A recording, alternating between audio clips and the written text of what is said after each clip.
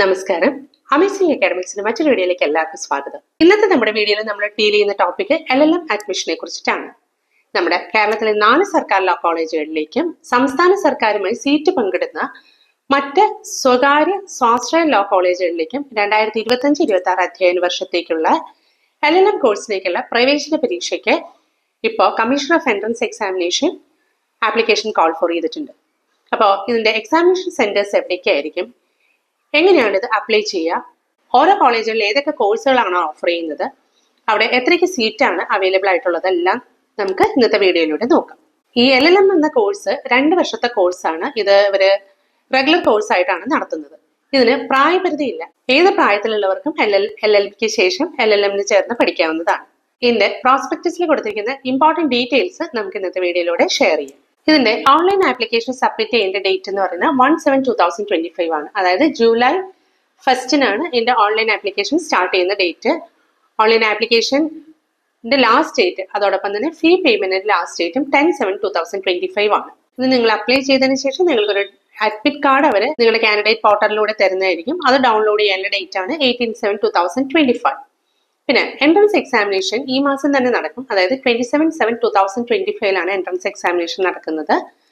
അതിനുശേഷം ഇവിടെ result declare ചെയ്യുന്നത് ഓൺ ഓർ ബിഫോർ 28/2025 എന്നാണ് അവർ ഇപ്പോൾ ഡിക്ലെയർ ചെയ്തിരിക്കുന്ന ഡേറ്റ്. എക്സാമിനേഷന്റെ വെന്യൂ നിങ്ങളുടെ അഡ്മിറ്റ് കാർഡിൽ പറയുന്നതായിരിക്കും. അപ്പോൾ ഇതിന്റെ എൻട്രൻസ് എക്സാമിനേഷൻ ഓൺലൈനായിട്ട് കമ്പ്യൂട്ടർ ബേസ്ഡ് ആയിട്ടാണ് അവർ നടത്തുന്നത്. അത് വൈകുന്നേരമാണ്. അതായത് 3 മണി തുടങ്ങി 5 മണി വരെയാണ് എക്സാമിനേഷൻ നടത്തുന്നത്. ഇത് ഒരു ഓൺലൈൻ എക്സാമിനേഷൻ ആയതുകൊണ്ട് നിങ്ങൾ ഇതിന് നിങ്ങളുടെ ബയോമെട്രിക് ഒത്തന്റിക്കേഷൻ എല്ലാം നടത്തേണ്ടതുണ്ട്. അതുകൊണ്ട് നിങ്ങൾ ഇതിന് 2 മണിക്കൂർ മുന്നേ എക്സാമിനേഷൻ വെന്യൂവിൽ എത്തിച്ചേരണം. അപ്പോൾ reporting at the examination centre 1 PM ആണ്. Entry to the examination hall 2:30 PM ആണ്. അതിനുശേഷം നിങ്ങൾ ഈ ഓൺലൈൻ എക്സാമിനേഷൻ എങ്ങനെയാണെന്നുള്ളതെല്ലാം നിങ്ങളെ മനസ്സിലാക്കാൻ വേണ്ടിയിട്ടും നിങ്ങളെ ടെൻഷനെല്ലാം റിലീവ് ചെയ്യാൻ വേണ്ടിയിട്ട് എല്ലാവരും ഒരു മോക്ക് ടെസ്റ്റ് കണ്ടക്ട് ചെയ്യും. അതിന്റെ സമയമാണ് 2:45.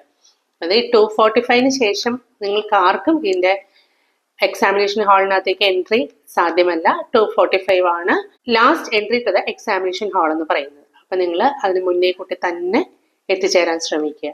ഇനി നിങ്ങൾക്ക് എക്സാമിനേഷൻ ഹാളിൽ പോകുമ്പോൾ എന്തൊക്കെയാണ് നിങ്ങൾക്ക് കൊണ്ടുപോകേണ്ടത് എന്നുള്ളൊരു സംശയം ഉണ്ടെങ്കിൽ അതും ഇവര് സ്പെസിഫൈ ചെയ്തിട്ടുണ്ട്. അതായത് നിങ്ങളുടെ അഡ്മിറ്റ് കാർഡ്, അതോടൊപ്പം തന്നെ നിങ്ങളുടെ ഏതെങ്കിലും ഒരു ഫോട്ടോ ഉള്ള ഒരു ID കാർഡും വേണം.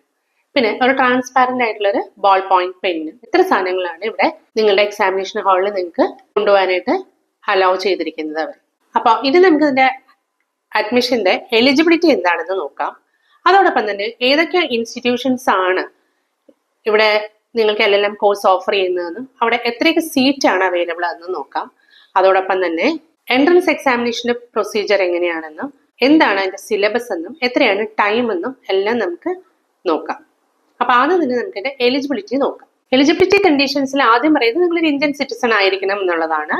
അപ്പോൾ നിങ്ങൾ ഈ ഡോക്യുമെന്റ്സ് അപ്ലോഡ് ചെയ്യുന്ന സമയത്ത് നിങ്ങൾ അതിന്റെ നാഷണാലിറ്റി അതോടൊപ്പം തന്നെ നേറ്റിവിറ്റിയും തെളിയിക്കുന്ന ഡോക്യുമെന്റ് ഇതിനകത്ത് അപ്ലോഡ് ചെയ്യേണ്ടതാണ്. ഇതിന്റെ അക്കാഡമിക് എലിജിബിലിറ്റി പറയുന്നത് നിങ്ങൾ LLB ഏതെങ്കിലും റെക്കഗ്നൈസ്ഡ് യൂണിവേഴ്സിറ്റിയിൽ നിന്ന് 50% മാർക്കോടുകൂടി പാസ്സായ ഒരു സ്റ്റുഡന്റ് ആയിരിക്കണം. നിങ്ങൾ കേരളത്തിൽ പുറത്താണ് LLB ചെയ്തതെങ്കിൽ നിങ്ങൾ നമ്മുടെ കേരളത്തിലെ ഏതെങ്കിലും ഒരു യൂണിവേഴ്സിറ്റി ആ ഡിഗ്രി ഇവിടെ റെക്കഗ്നൈസ് ചെയ്തിട്ടുണ്ടെങ്കിൽ മാത്രമേ നിങ്ങൾക്ക് അപ്ലൈ ചെയ്യാൻ സാധിക്കുകയുള്ളൂ. പിന്നെ ഇതിന്റെ പ്രത്യേകത എന്ന് പറഞ്ഞാൽ ഇതിന് അപ്പർ ഏജ് ലിമിറ്റ് ഇല്ല. LLB കഴിഞ്ഞ ആർക്ക് വേണമെങ്കിലും ഈ LLM കോഴ്സിന് അപ്ലൈ ചെയ്യാവുന്നതാണ്. ഇനി ഇതിന്റെ എക്സാമിനേഷൻ ഡീറ്റെയിൽസിനെ കുറിച്ച് പറയാം. ഇത് കമ്പ്യൂട്ടർ ബേസ്ഡ് ടെസ്റ്റ് ആണ്, ഓൺലൈൻ ആണ്. അത് 120 minutes ആണ് എക്സാം ഡ്യൂറേഷൻ. 2 പാർട്ടായിട്ടായിരിക്കും. പാർട്ട് എയും ഉണ്ട്, പാർട്ട് ബിയും ഉണ്ട്. ഇതിൽ ഒബ്ജക്റ്റീവ് ടൈപ്പ് ക്വസ്റ്റ്യൻസ് ആയിരിക്കും. ഓരോ റൈറ്റ് ആൻസറിന് 3 മാർക്ക് വീതമാണ് ലഭിക്കുക. ഓരോ റോങ് ആൻസറിന് 1 മാർക്ക് ഡിഡക്ട് ചെയ്യും. അപ്പോൾ ഇതിലെ ആദ്യത്തെ പാർട്ട് എയിലെ ടോപ്പിക്സ് എന്ന് പറയുന്നത് jurisprudence, constitutional law, law of crimes, law of tort. ഈ 4 സബ്ജക്റ്റിൽ നിന്നും 25 ക്വസ്റ്റ്യൻസ് വീതമാണ് ഉണ്ടാവുക. അങ്ങനെ ടോട്ടൽ 100 ക്വസ്റ്റ്യൻസ് ആണ് പാർട്ട് എയിൽ ഉണ്ടാവുക. പാർട്ട് ബിയിലെ subjects public international law, administrative law, law of property, company law. ഈ 4 സബ്ജക്റ്റിൽ നിന്നും 20 ക്വസ്റ്റ്യൻസ് വീതമാണ് ഉണ്ടാവുക. Interpretation of statutes, law of torts, ഇതിൽ നിന്ന് 10 ക്വസ്റ്റ്യൻസ് വീതമാണ് ഉണ്ടാവുക. അങ്ങനെ ടോട്ടൽ 100 ക്വസ്റ്റ്യൻസ് ആണ് ഈ സെക്കൻഡ് പാർട്ടിൽ നിന്നും, അതായത് പാർട്ട് ബിയിൽ നിന്നും ഉണ്ടാവുക. അങ്ങനെ ടോട്ടൽ 200 ക്വസ്റ്റ്യൻസ് ആണ് നിങ്ങൾ ആൻസർ ചെയ്യേണ്ടത്. ഇപ്പൊ നിങ്ങൾ സിലബസും അറിഞ്ഞ് നിങ്ങളുടെ എഡ്യൂക്കേഷൻ ക്വാളിഫിക്കേഷൻ നിങ്ങൾക്ക് മനസ്സിലായിട്ടുണ്ട്. ഇനി ഇത് എങ്ങനെയാണ് അപ്ലൈ ചെയ്യാൻ നമുക്ക് നോക്കാം. അപ്ലൈ ചെയ്യാനായിട്ട് എൻട്രൻസ് കമ്മീഷണറുടെ വെബ്സൈറ്റ് ആയ www.ce.kerala.gov.in എന്നുള്ള വെബ്സൈറ്റിൽ ലോഗിൻ ചെയ്തിട്ട് ഓൺലൈനായിട്ടാണ് നിങ്ങൾ അപ്ലൈ ചെയ്യേണ്ടത്. ഇത് അപ്ലൈ ചെയ്യാനായിട്ട് നിങ്ങൾക്ക് 5 സ്റ്റെപ്സ് ആണ് ഉള്ളത്. അതായത് ആദ്യത്തേതാണ് രജിസ്ട്രേഷൻ. രജിസ്ട്രേഷൻ പ്രോസസ്സിൽ നിങ്ങളുടെ ബേസിക് ഡീറ്റെയിൽസ് ആണ് നിങ്ങൾ അവിടെ കൊടുക്കേണ്ടത്. നിങ്ങളുടെ വാലിഡ് ആയിട്ടുള്ള ഒരു ഇമെയിൽ ഐ ഡിയും പിന്നെ ഒരു ഫോൺ നമ്പറും കൊടുക്കാൻ നിങ്ങൾ ശ്രദ്ധിക്കുക. കാരണം നിങ്ങൾക്ക് ഇതിലായിരിക്കും ഫ്യൂച്ചർ കറസ്പോണ്ടൻസ് എല്ലാം വരിക. നിങ്ങളുടെ അഡ്മിറ്റ് കാർഡ് ഡൗൺലോഡ് ചെയ്തെടുക്കാനും അങ്ങനെയുള്ള എല്ലാ ഡീറ്റെയിൽസും SMS ആയിട്ടാണ് നിങ്ങൾക്ക് ലഭിക്കുക. അപ്പോൾ വാലിഡ് ആയിട്ടുള്ള ഒരു മൊബൈൽ നമ്പർ തന്നെ കൊടുക്കാൻ നിങ്ങൾ ശ്രദ്ധിക്കുക. ബാക്കി പ്രോസസ്സൊക്കെ നിങ്ങൾക്ക് അറിയാവുന്നതാണ്. ആപ്ലിക്കേഷൻ ഫോം ഫില്ല് ചെയ്യുക, ആപ്ലിക്കേഷൻ ഫീ പേ ചെയ്യുക. ജനറൽ കാൻഡിഡേറ്റ്സിനും SC/BC കാൻഡിഡേറ്റ്സിനും 900 rupees ആണ് application fee. SC/ST കാൻഡിഡേറ്റ്സിന് 450 rupees application fee. അതിനുശേഷമാണ് നിങ്ങളുടെ ഇമേജും അതോടൊപ്പം തന്നെ നിങ്ങളുടെ സർട്ടിഫിക്കറ്റ്സ് എല്ലാം അപ്ലോഡ് ചെയ്യേണ്ട പ്രോസസ്സ്. അപ്പോൾ ഏതൊക്കെ ഡോക്യുമെന്റ്സ് ആണ് ഇവിടെ നിങ്ങൾ സബ്മിറ്റ് ചെയ്യേണ്ടതെന്നും നിങ്ങളുടെ ഇമേജ് അതോടൊപ്പം സിഗ്നേച്ചർ എങ്ങനെയായിരിക്കണം എന്നുള്ളത് നമുക്ക് ഈ വീഡിയോയിലൂടെ ഞാൻ നിങ്ങളുമായിട്ട് ഡിസ്കസ് ചെയ്യാം. 5th സ്റ്റേജ് ആണ് അക്നോളജ്മെന്റ് പേജ് പ്രിന്റ് ചെയ്യാൻ എടുക്കുന്നത്. പ്രിന്റ് ചെയ്തെടുത്ത പേപ്പർ നിങ്ങളുടെ ഫ്യൂച്ചർ റെഫറൻസിനായിട്ട് നിങ്ങൾ കയ്യിൽ വെക്കേണ്ടതാണ്. നിങ്ങൾ യാതൊരു കോപ്പിയും ഇപ്പോൾ കമ്മീഷണർ ഓഫ് എൻട്രൻസ് എക്സാമിനേഷൻ ഓഫീസിലേക്ക് അയച്ചു കൊടുക്കേണ്ടതില്ല. ഇനി നമുക്ക് എന്തൊക്കെ ഡോക്യുമെന്റ്സ് ആണ് നിങ്ങൾ അപ്ലോഡ് ചെയ്യേണ്ടതെന്ന്, അത് ഏതൊക്കെ സൈസ് ഉള്ളതാണെന്ന് നമുക്ക് നോക്കാം. നിങ്ങൾക്ക് അത്യാവശ്യമായിട്ടും വേണ്ട 2 ഡോക്യുമെന്റ് ആണ് നിങ്ങളുടെ ഫോട്ടോഗ്രാഫും അതോടൊപ്പം തന്നെ സിഗ്നേച്ചറും. ഈ ഫോട്ടോഗ്രാഫ് പാസ്പോർട്ട് സൈസ് ഫോട്ടോഗ്രാഫ് ആയിരിക്കണം. 15 KB തുടങ്ങി 100 KB വരെ ആയിരിക്കണം അതിന്റെ സൈസ് എന്ന് പറയുന്നത്. പിന്നെ ഇതിന്റെ റെസൊല്യൂഷൻ 150 to 200 പിക്സൽ വരെയുള്ളതായിരിക്കണം നിങ്ങൾ അപ്ലോഡ് ചെയ്യേണ്ടത്. പിന്നെ നിങ്ങളുടെ സിഗ്നേച്ചർ നിങ്ങളൊരു വൈറ്റ് പേപ്പറിൽ സിഗ്നേച്ചർ ഇട്ടതിന് ശേഷം അത് സ്കാൻ ചെയ്തെടുക്കുകയാണ് വേണ്ടത്. സ്കാൻ ചെയ്തെടുത്ത സിഗ്നേച്ചർ JPG ഫോർമാറ്റ് അല്ലെങ്കിൽ JPG ഫോർമാറ്റിലായിരിക്കണം. അതിന്റെ ഡയമെൻഷൻ എന്ന് പറഞ്ഞാൽ 150 പിക്സൽ വിഡ്ത്തും 100 പിക്സൽ ഹൈറ്റും ആയിരിക്കണം. ഇതിന്റെ സൈസ് 4 KB തുടങ്ങി 100 KBയുടെ ഇടയിലായിരിക്കണം.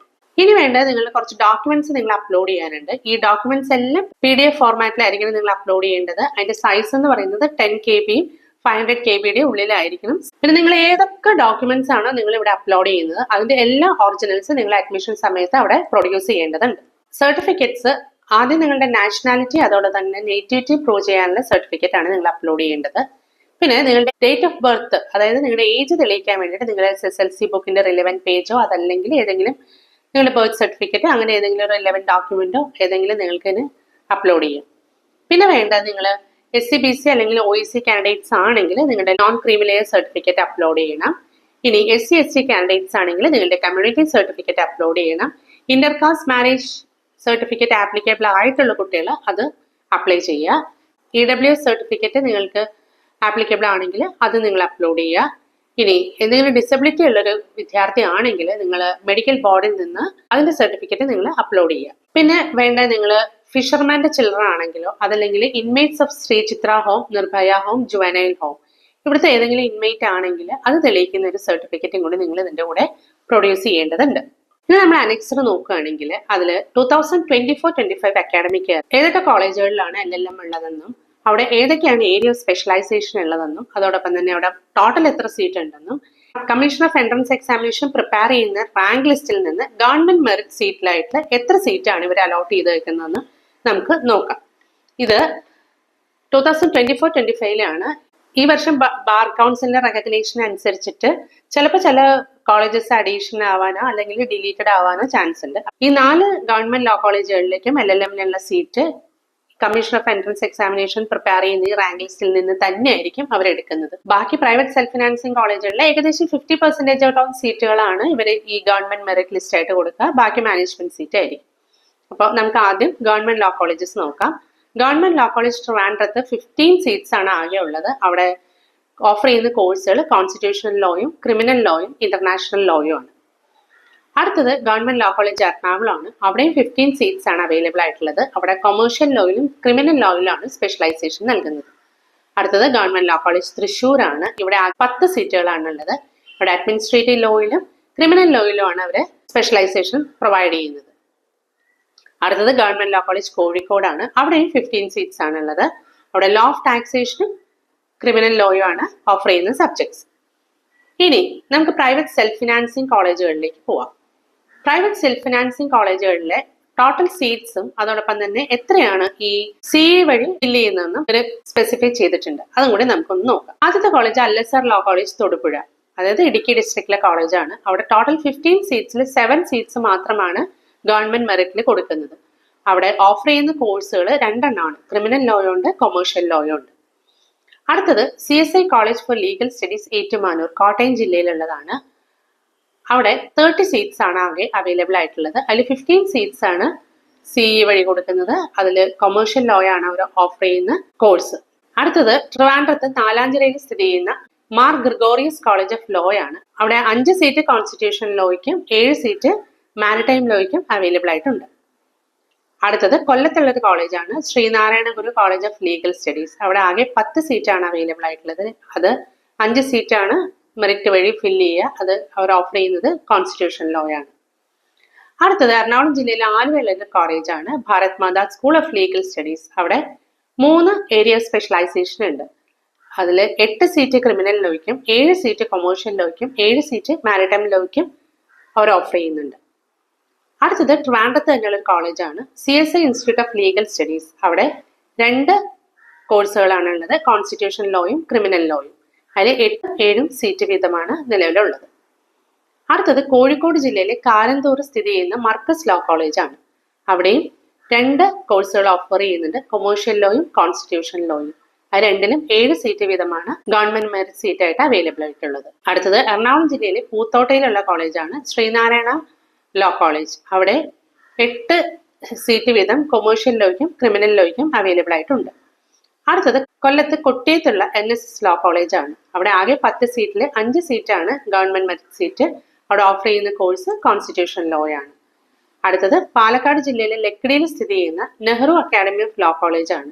അവിടെ 8 സീറ്റാണ് ഈ CE വഴി ഫില്ല് ചെയ്യുന്നത്. അവിടെ criminal law and constitution law ആണ് അവർ ഓഫർ ചെയ്യുന്ന പ്രോഗ്രാംസ്. അപ്പൊ ഇതൊക്കെയാണ് നിങ്ങൾ എൻട്രൻസ് എക്സാമിനേഷൻ വരെയായിട്ടുള്ള കാര്യങ്ങൾ. ഇനി അതിന്റെ റാങ്ക് ലിസ്റ്റ് പ്രിപ്പയർ ചെയ്തതിനു ശേഷം സെൻട്രലൈസ്ഡ് അലോട്ട്മെന്റ് പ്രോസസ് വഴി നിങ്ങളുടെ ചോയ്സ് ഫില്ലിംഗ് അനുസരിച്ചിട്ടായിരിക്കും നിങ്ങൾക്ക് അലോട്ട്മെന്റ് വരിക.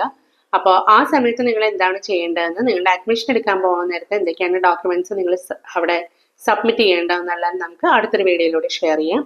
അപ്പോൾ ഇന്നത്തെ വീഡിയോയിൽ ഇത്രയേ ഉള്ളൂ. LLB കഴിഞ്ഞ ഗ്രാജുവേറ്റ്സ് LLMന് പോകണമെന്ന് താല്പര്യമുള്ളവരുണ്ടെങ്കിൽ നിങ്ങൾ 10th മുന്നേ ആയിട്ട് ഇതിന് അപ്ലൈ ചെയ്യാവുന്നതാണ്. ഇനി നിങ്ങൾ ഈ വീഡിയോ കണ്ടിട്ട് ലാസ്റ്റ് ഡേറ്റ് 10 ആണെന്ന് വിചാരിക്കരുത്. നിങ്ങൾ എൻ്റെ ഒഫീഷ്യൽ വെബ്സൈറ്റ് റെഗുലറായിട്ട് ചെക്ക് ചെയ്യുക. ചിലപ്പോൾ ഇവർ എൻ്റെ ഡേറ്റ് എല്ലാം എക്സ്റ്റെൻഡ് ചെയ്യാൻ ചാൻസ് ഉണ്ട്. അപ്പം അങ്ങനെയാണെങ്കിൽ ആ ഡേറ്റ് നോക്കിയിട്ട് നിങ്ങൾ അപ്ലൈ ചെയ്യുക. ഇതിൻ്റെ എക്സാം നടത്തുന്ന കേന്ദ്രങ്ങൾ ട്രിവാൻഡ്രം, എറണാകുളം, കോഴിക്കോട്, ഇങ്ങനെ 3 സെൻറ്ററിൽ വെച്ചിട്ടായിരിക്കും എക്സാം നടത്തുക. അപ്പോൾ താല്പര്യമുള്ളവരെല്ലാവരും തന്നെ ഇതിന് അപ്ലൈ ചെയ്യുക. LLMന് നിങ്ങൾക്ക് ഒരു അഡ്മിഷൻ ലഭിക്കട്ടെ എന്ന് ഞാൻ ആഗ്രഹിക്കുന്നു. അപ്പോൾ ഇത്രയുള്ള ഇന്നത്തെ വീഡിയോയിൽ നിങ്ങളായിട്ട് ഷെയർ ചെയ്യാൻ. അടുത്തൊരു വീഡിയോയിലൂടെ അടുത്തൊരു എഡ്യൂക്കേഷൻ കണ്ടന്റുമായിട്ട് നമുക്ക് വീണ്ടും കണ്ടുമുട്ടാം. Until then, bye from Team Amazing Academics.